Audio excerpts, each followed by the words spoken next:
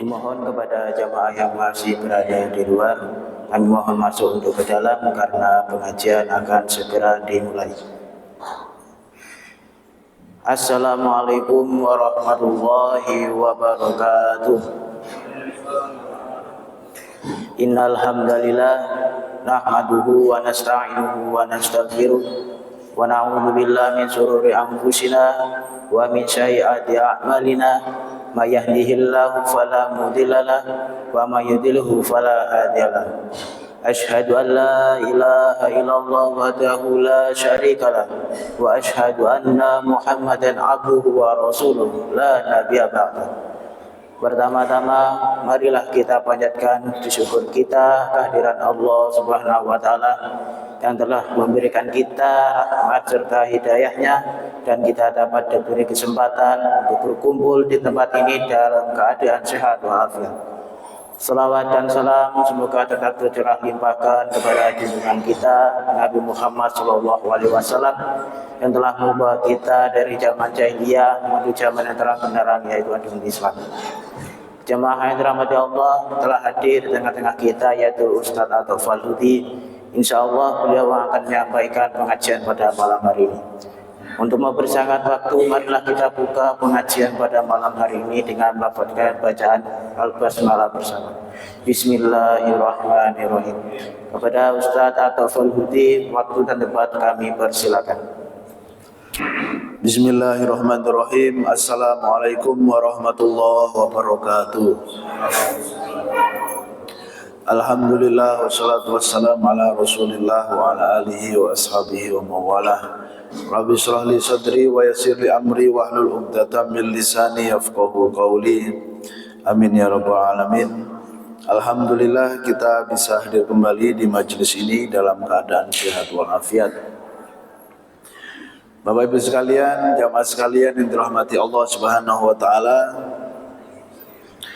iman kita itu selalu fluktuatif. Bisa tinggi, bisa rendah, bisa kuat, bisa lemah, bisa pasang, bisa surut. Sehingga kita harus bisa menjadikan iman kita itu selalu tinggi. Apa yang menyebabkan iman itu menjadi lemah, menjadi surut? Ada beberapa hal yang dengan mengetahuinya hendaknya kita bisa menghindari supaya iman kita itu selalu tinggi. Kita mengetahui yang buruk supaya kita terhindar dari hal tersebut. Ada 6 hal yang membuat iman menjadi surut, menjadi lemah. 3 itu dari dalam diri sendiri dan 3 dari luar diri kita, atau faktor internal dan faktor eksternal. Yang dari dalam diri, yang pertama adalah kurangnya ilmu agama atau lemahnya dalam masalah ilmu agama. Itu membuat lemahnya iman. Karena kita mengetahui yang baik dan yang tidak itu dari ilmu agama. Kita mengetahui yang halal sama yang haram itu dari ilmu agama. Yang boleh dan yang tidak itu dari ilmu agama. Sehingga wajib bagi kita untuk selalu belajar. Lemahnya ilmu agama akan membuat lemahnya iman. Lemahnya pengetahuan akan agama akan membuat lemahnya iman. Ada banyak contoh di masyarakat atau di kehidupan kita yang menunjukkan hal tersebut. Ya, di antaranya ketika seseorang itu misalkan salah memahami niat. Apa itu niat dalam ibadah? Maka dia bisa tidak beribadah.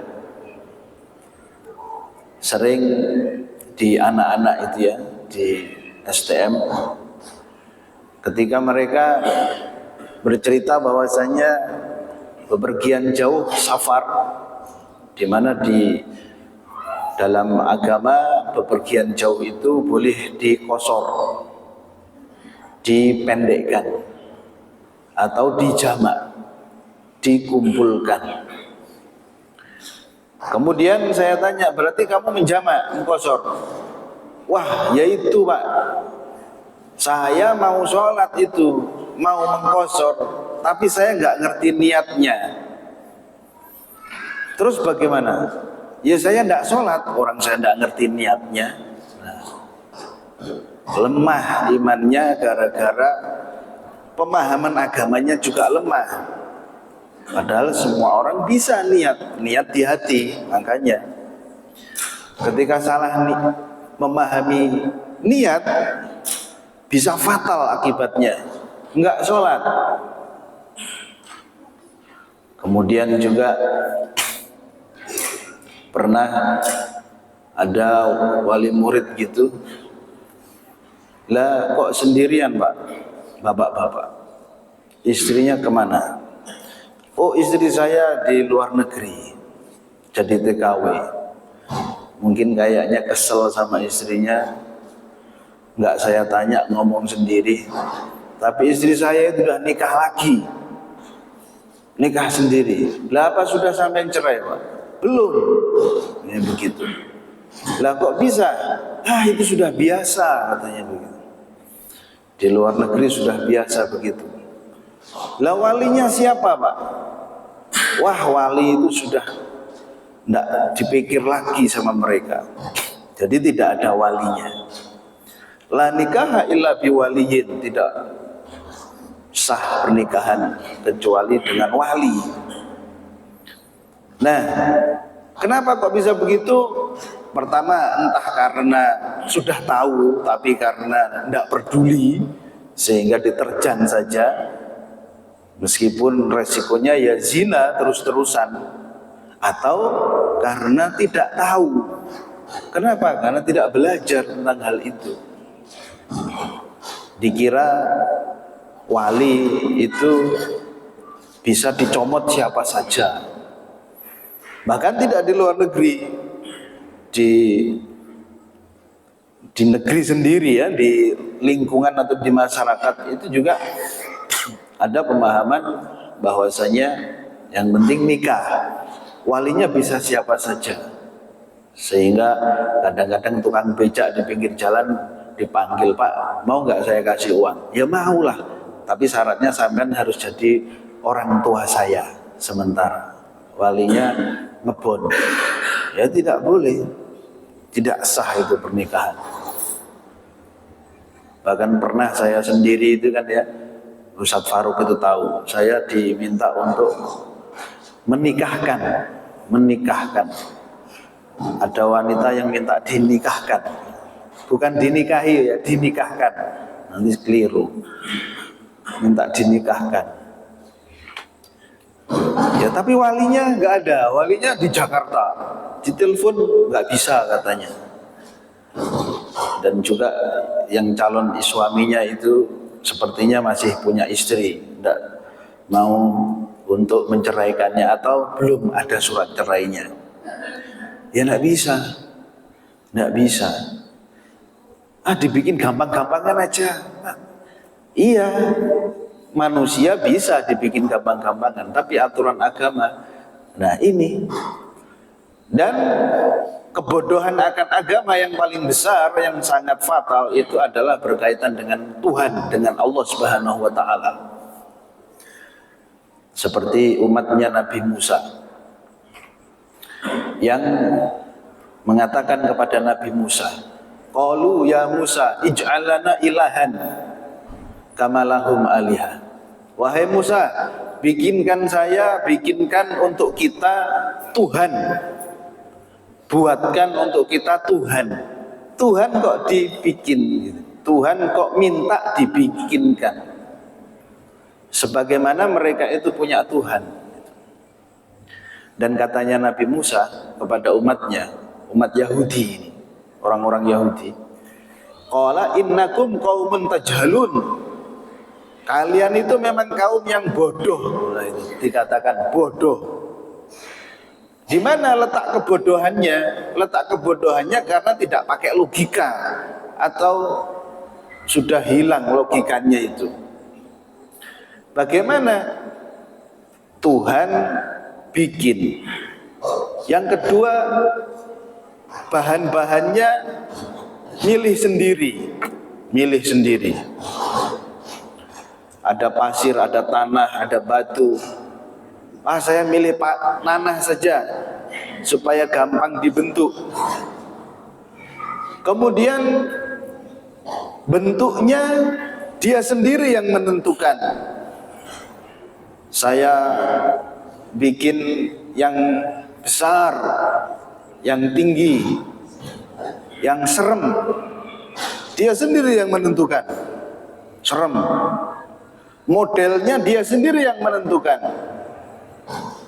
Setengah manusia, setengah hewan. Ketika sudah jadi, semuanya dia sendiri yang membuat, yang menentukan. Ketika sudah jadi, dia takut sama bikinannya sendiri. Dia nyembah bikinannya sendiri. Dia berharap pada bikinannya sendiri. Dia bergantung pada bikinannya sendiri. Itulah letak kebodohannya. Kan itu kamu sendiri yang bikin. Kok kemudian kamu minta-minta sama dia? Ditoyor-toyor kepalanya juga diam saja. Dipotel kupingnya diam saja. Bahkan dipenggal kepalanya diam saja. Kenapa? Karena logikanya sudah tidak ada. Bahkan kalau orang sudah terkena kebodohan masalah ini, sudah tidak ada lagi titel-titelan. Meskipun titelnya tinggi, tetap saja tidak logis. Bahkan pada zaman Nabi Ibrahim, sampai raja pun tidak logis. Raja Namrud. Makanya Nabi Ibrahim itu membangkitkan logika mereka sebenarnya. Ketika memenggal kepala-kepala berhala-berhala itu, kemudian kapaknya dikalungkan di berhala yang paling besar, kemudian ditanya, kamu Ibrahim yang menggal-menggal itu? Bukan, katanya Nabi Ibrahim, tapi yang paling besar. Mencoba untuk membangkitkan logikanya, dan logikanya bangkit. Tapi mengenai dirinya sendiri, Ibrahim itu cuman batu biasa. Tidak bisa dia jalan-jalan terus menggal kepala yang lain-lain. Tidak bisa, itu diem saja itu batu. Lalu katanya Nabi Ibrahim, kalau memang itu tidak bisa ngapa-ngapain, la yanfa' wa la yadur, tidak ada manfaatnya dan tidak bisa bikin bahaya, kenapa kamu sembah? Tidak bisa jawab. Ya, tidak bisa jawab dari dulu sampai sekarang. Sampai kalau sudah begitu, kalau sudah tidak bisa jawab karena berkuasa, ya langsung marah-marah dan kemudian menyiksa. Begitu selalu. Jadi Tuhan bikin. Memang dalam diri manusia itu mungkin ada unsur-unsur mistisnya begitu ya. Unsur-unsur mistis. Meskipun itu bikinannya sendiri, tapi ketika sudah jadi, itu jadi takut. Padahal bikinannya sendiri, itu takut. Beberapa waktu yang lalu saya ngobrol sama orang yang biasa bikin ogoh-ogoh. Orang yang biasa bikin raksasa-raksasa, ogoh-ogoh. Memang orangnya perajin itu, bukan hanya jadi pesanan-pesanan itu ke beliau gitu. Saya nanya harganya berapa gitu. Ada yang 1,5 juta, ada yang sampai 6 juta gitu. Kemudian di antara cerita beliau itu, pernah beliau bikin ogoh-ogoh yang besar, serem. Lah, kemudian sama yang pesen ketika diantarkan, sama yang pesen itu ogoh-ogoh itu disembah-sembah. disembah-sembah sambil doa-doa gitu. Kenapa kok kamu nyembah-nyembah ikan cuma mainan aja katanya yang bikin begitu? Takut, kita takut. Ini jangan-jangan membawa aura-aura negatif gitu. Jadi disembah-sembah. Beneran, jangankan zaman dulu, zaman sekarang aja juga banyak. Bikinkan Tuhan untuk kita. Itu sama, orang sekarang juga begitu. Ya akhirnya sama orangnya dibiarin aja. Orang dia sudah selesai tugasnya membikin. Kenapa kok begitu? Yaitu tadi karena lemahnya ilmu agama. Sehingga banyak pelanggaran-pelanggaran yang fatal. Kemudian yang kedua, dari dalam diri yang membuat iman kita itu lemah adalah lalai akan kehidupan akhirat. Lalai itu bukan lali. Meskipun kita orang Osing ngomongnya lalai, sun lalai, tapi bukan lalai, bukan lali, bukan lupa. Karena kalau lupa itu diampuni oleh Allah, dimaafkan. Tapi kalau lalai itu tidak dimaafkan, dosa. Ada unsur kesengajaan, ada unsur menyepelekan.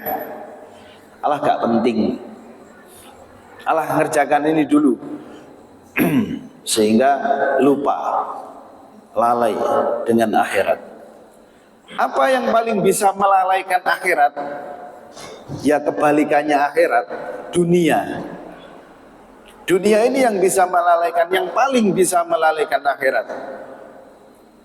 Allah sindir di dalam Al-Quran, ya'lamuna dhahiran minal hayati dunya. Mereka itu begitu faham tentang urusan-urusan dunia. Ya sebenarnya tidak ada masalah, faham dengan urusan dunia bagus, baik-baik saja. Namun menjadi tidak baik ketika wahum anil akhirati hum ghafilun. Namun mereka itu untuk urusan akhirat lalai. Silahkan kita pandai urusan dunia, tapi akhirat kita harus lebih pandai lagi. Begitu.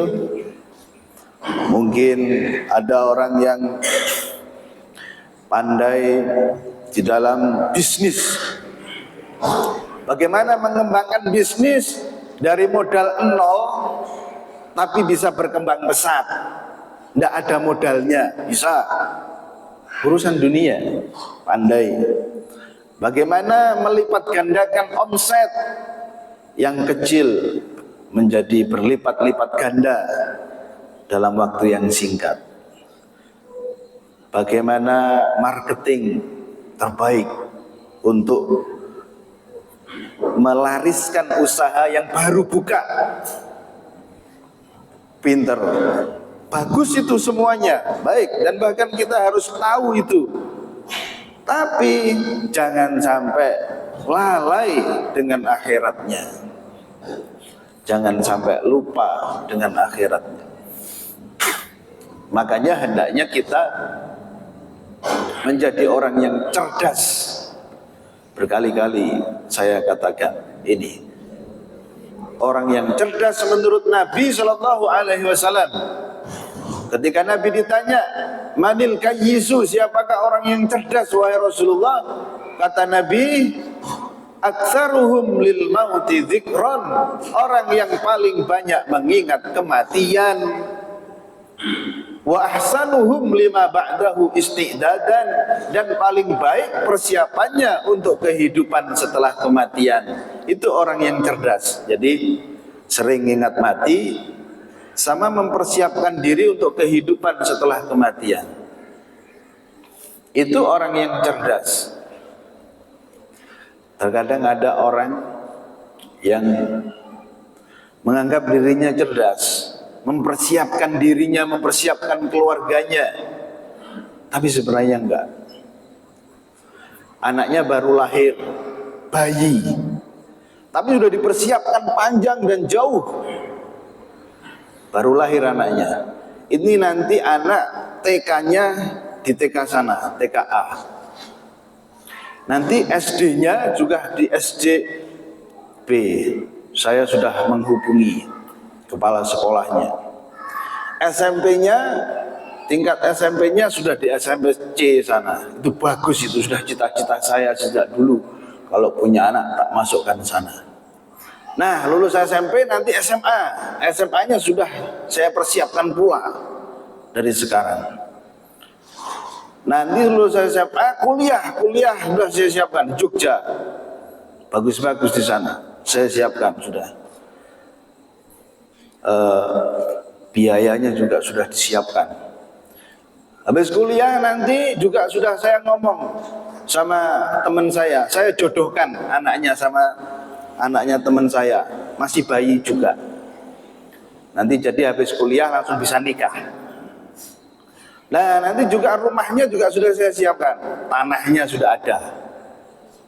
Nah, pekerjaannya juga sudah saya siapkan. Saya sudah ngomong sama teman saya yang punya perusahaan, nanti akan diterima di sana. Anaknya masih bayi. Jauh sudah sampai kerja. Tapi dalam proses perkembangannya, pertumbuhannya, nggak diajari sholat, nggak diajari ngaji, tidak diajari mengenal Allah Subhanahu wa Ta'ala. Dia membanggakan diri, wah saya cerdas, sudah saya siapkan sampai nanti anak saya menikah. Itu nggak cerdas sama sekali.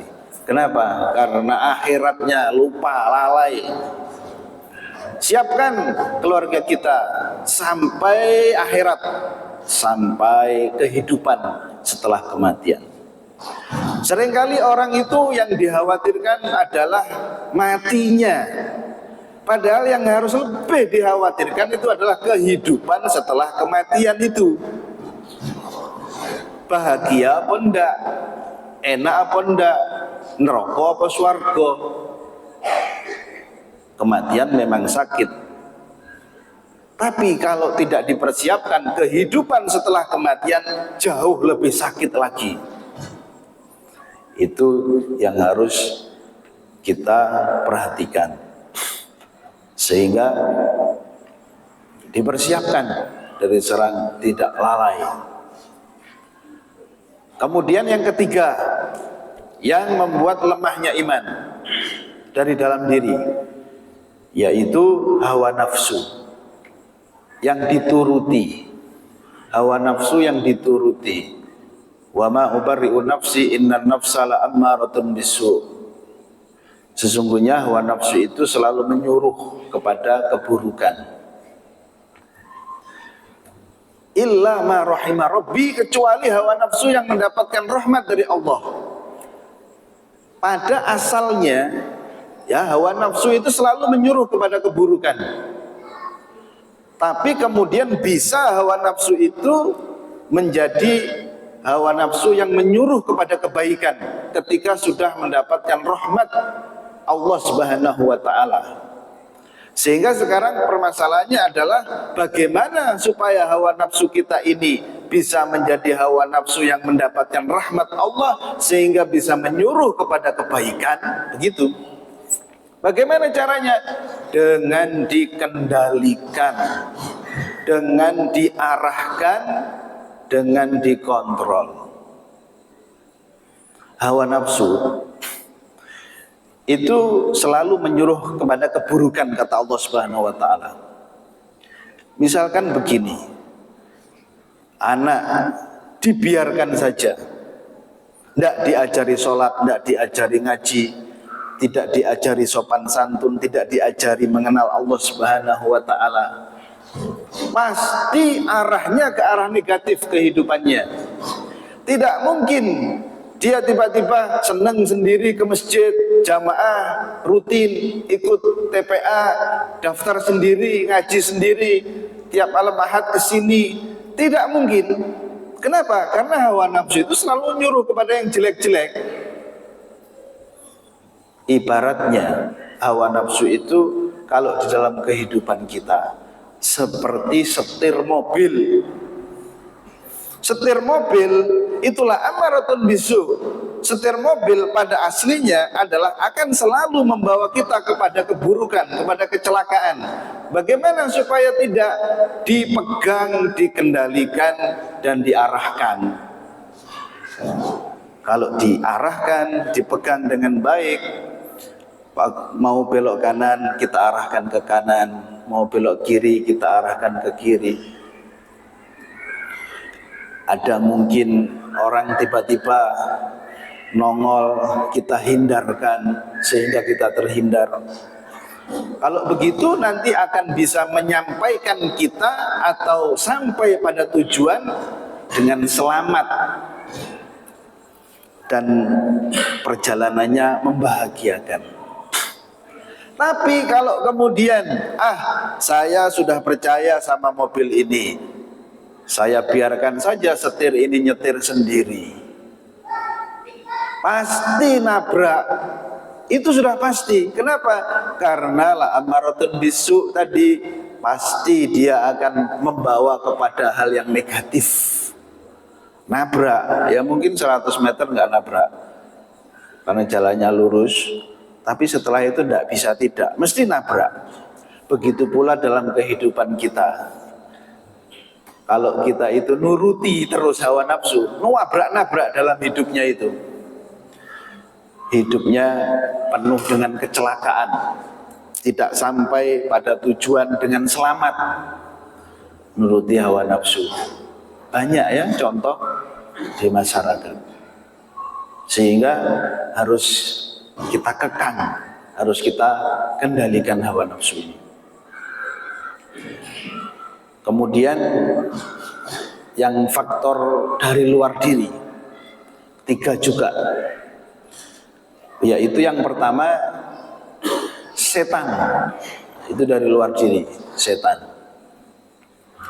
Ya ayyuhalladzina amanu la tattabi'u khutuwatis syaiton. Wahai orang-orang yang beriman, janganlah kalian mengikuti langkah-langkah setan. Wa may yattabi' khutuwatis syaiton fa innahu ya'muru bil fahsya wal munkar. Barang siapa yang mengikuti langkah-langkah setan, sesungguhnya setan itu menyuruh kepada keji dan munkar.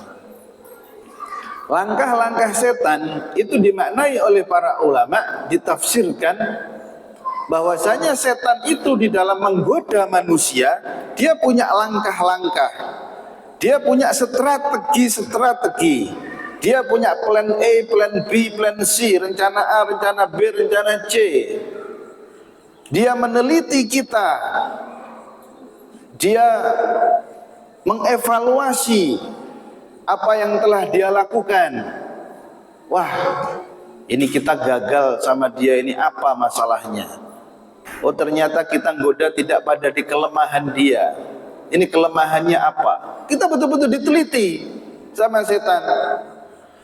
Ini orang ahli ibadah, kok kamu goda sama maksiat? Ya nggak bisa. Itu setan. Ini harus digoda dengan bid'ah. Ini harus digoda dengan ibadah yang baru dalam agama, supaya dia tambah senang beribadah tapi salah. Begitu. Wah, ini orang lemah imannya, ibadahnya lemah. Ini digoda dengan maksiat gampang gitu. Jadi setan. Yang kedua, yang membuat iman itu lemah dari faktor luar ya, godaan harta. Atau dikembangkan harta tahta wanita. Godaan 3 ini, harta tahta wanita, itu membuat lemah iman. Fa'amal hayatud dunya la'ibun walahun. Sungguhnya kehidupan dunia ini hanyalah permainan belaga, tapi menggoda. Zuyyina linnas hubbus syahawat minan nisa wal banin wal qanatiril muqantarati minad dhahabi wal fiddah, dan seterusnya. Manusia itu dibikin senang dengan wanita, dengan anak-anak, dengan emas, dengan perak, dengan tanah, dengan kendaraan, senang. Itu yang paling bisa menggoda. Sudah banyak contoh orang yang alim, orang yang soleh, hidupnya terpuruk, hancur gara-gara tidak mampu menahan godaan harta. Padahal sudah kaya, jadi pejabat, dirayu-rayu untuk korupsi dengan berbagai macam cara, padahal sudah kaya. Kemudian ketangkep, masuk penjara, hidupnya hancur gara-gara nggak kuat dengan harta. Padahal ahli ibadah, padahal ahli ilmu. Dulu ada yang korupsi sapi kurban, penjara, barusan bebas. Itu sudah lama, 15 tahun lebih. Ada yang korupsi pembelian Al-Quran, bayangkan. Itu harta. Apalagi jabatan. Banyak orang yang terpuruk gara-gara tergoda jabatan. Kalau sudah mau pilkada, itu rumah sakit jiwa pada siap-siap, ya, kamarnya dikosongin, banyak dibersih-bersihkan udah. Nah, kenapa? Karena nanti banyak yang menghuni. Kalau sudah selesai pilkada, banyak yang stres dan gangguan jiwa. Di lawang penuh nanti. Itu diakui sendiri sama mereka, sama petugas-petugas di rumah sakit jiwa. Mereka orang-orang yang berpendidikan, mereka orang-orang yang berilmu, tapi karena begitu haus akan jabatan, godaan tahta, sehingga terpuruk hidupnya. Kemudian wanita, ini apalagi lebih banyak lagi. Orang alim, orang soleh, tapi kemudian terpuruk gara-gara wanita.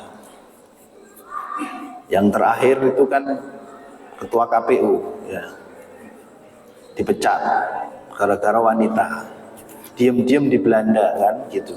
Karena ini sudah umum, semua sudah tahu, jadi bukan ghibah lagi. Padahal anaknya di pondok semua itu, di pondok saya. Anaknya semua, artinya tahu agama, ngerti. Ini nggak boleh, itu ngerti, paham. Tapi itu tadi, ya namanya iman tuh naik turun. Makanya ketika turun hati-hati, ketika turun hati-hati. Kita kalau lagi pengajian begini imannya tinggi, tapi nanti kalau sudah kumpul di masyarakat bareng-bareng, nah itu biasanya yang kemudian turun lagi. Itu kata para sahabat begitu sama Nabi Muhammad. Sehingga kita harus selalu berhati-hati. Kurang berapa menit isaknya? 34 itu masih agak lama. Ya, jadi harta tahta wanita. Makanya Allah Subhanahu wa taala menolong salah satu di antara 7 golongan, ya, 7 golongan yang akan mendapatkan naungan Allah pada hari kiamat. Itu 7 golongan yang berat-berat ini amalannya. Nah, salah satunya itu rajulun da'atuhu imra'atun datu mansibin wa jamalin. Orang laki-laki yang digoda, diajak serong oleh wanita yang cantik lagi punya jabatan. Cantik lagi punya jabatan. Dah itu paling berat. Jangan coba-coba mikir sampean. Faqala inni akhafullah. Tapi laki-laki itu mengatakan, tidak, saya nggak mau karena saya takut kepada Allah. Paling yang banyak sekarang ya takut sama istri, takut sama tetangga, takut ketahuan gitu. Kalau takut-takutnya masih itu, ketika unsur yang menakutkan tadi itu nggak ada, ya udah akhirnya begitu kayak ketua KPU tadi. Nggak ada yang tahu gitu, tapi takutnya sama Allah. Bener-bener berat itu, berat. Usikum wa iyaya nafsi bitaqwallah. Jangan dikira kalau sudah ustadz terus kemudian aman. Enggak juga, banyak contohnya. Banyak contohnya. Malah ada laki-laki yang, ya Allah, kalau memang engkau uji aku, ujilah aku dengan ujian ini ya Allah. Wanita yang cantik lagi punya jabatan. Jangan mikir begitu. Kalau minta diuji dengan ujian itu, sudah pasti berarti enggak akan tahan. Karena ngarep itu sebenarnya. Udah banyak sekali contohnya. Yang orang berilmu, orang ahli ibadah, menjadi bodoh kalau sudah ketemu sama wanita cantik. Itu bodoh sudah, linglung, mintai uang dikasih berapapun, sampai akhirnya istrimu ceraikan ya, kalau memang mau sama aku. Iya saya ceraikan, iya. Bodoh, padahal itu titelnya udah tinggi, ahli ibadah pula. Makanya jangan deket-deket. Sadqud daroi di dalam ilmu usul fiqh, udah jauh-jauh kita enggak deket-deket. Sama kayak zina, deketnya aja enggak boleh zina. Wala taqrabuz zina, artinya berdua-duaan aja sudah enggak boleh, pegangan sudah enggak boleh ya. Jadi jauh-jauh. Ibarat garis polisi itu kan TKP itu 100 meter dari TKP itu sudah di garis polisi, begitu. Bukan semeter deket, ya nggak bisa masuk nanti. Sehingga kita nggak bisa menyombongkan diri. Saya pasti aman dari begitu-begitu itu. Iya, ketika pengajian. Kalau pas nggak pengajian, pas nggak ada orang, coba gimana? Makanya kita selalu introspeksi diri. Yang terakhir, yang ketiga, yaitu teman yang buruk. Teman yang buruk yang selalu mengajak kepada keburukan. Ar-rajulu ala dini khalilihi. Orang itu berdasarkan agama temannya. Sudah ya? Belum ya? Orang itu berdasarkan agama temannya, berdasarkan nilai-nilai yang dipegang oleh temannya, kebiasaan-kebiasaan yang dilakukan oleh temannya. Itu sangat bergantung, itu kata Nabi. Kalau Nabi yang ngomong ya berarti benar, dan kita rasakan sendiri. Kita itu sangat mirip dengan teman kita, gitu. Falyandur ahadukum man yukhalil. Maka hendaklah kalian itu melihat dengan siapa bergaul. Dipilih bukan karena hartanya, bukan karena jabatannya, tapi karena akhlaknya. Temennya suka ghibah, suka ngerasani, jauhi. Ini terutama ini, seringkali. Apalagi kalau sudah ngerasani itu seperti sego jangan. Mangan sego saja nggak enak kalau nggak pakai jangan, mangan jangan aja nggak enak kalau nggak pakai sego. Kalau sudah mangan sego jangan, enak. Ngomong aja tanpa ngerasani itu nggak enak, ngerasani saja di dalam hati juga nggak enak kalau nggak diomongkan. Tapi kalau ngomong sama ngerasani, enak sekali. Hati-hati, tinggalkan itu. Terkadang ngerasani itu nggak kerasa, terkadang ngerasani itu nggak kerasa, gitu. Bahwasanya dia sedang ngerasani. Itu loh, selalu ngerasani orang. Saya selalu diajak ngerasani, kemana-mana ngerasani, pagi, siang, sore ngerasani, di rumah ngerasani, di pasar ngerasani, sama suaminya ngerasani, teman-temannya itu juga pada suka ngerasani, bojone juga ngerasani juga itu. Nah sampean itu ngapain itu? Gak ngerasani sama itu? Enggak, saya ini kan sedikit tadi itu, yang ngerasani juga. Nggak kerasa kalau dia itu ngerasani. Ya jadi hati-hati, tinggalkan teman yang suka ghibah, karena akan menghanguskan amalan-amalan kebaikan kita. Inilah jamaah sekalian dirahmati Allah Subhanahu wa ta'ala, 6 perkara. 3 dari dalam diri kita dan 3 dari luar diri kita.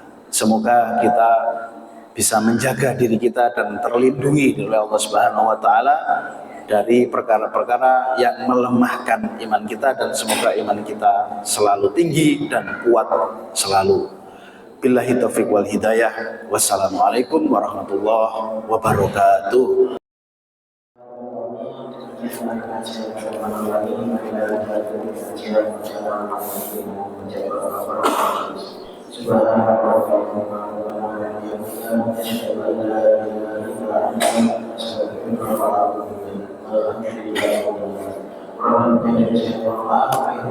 Assalamualaikum warahmatullahi wabarakatuh.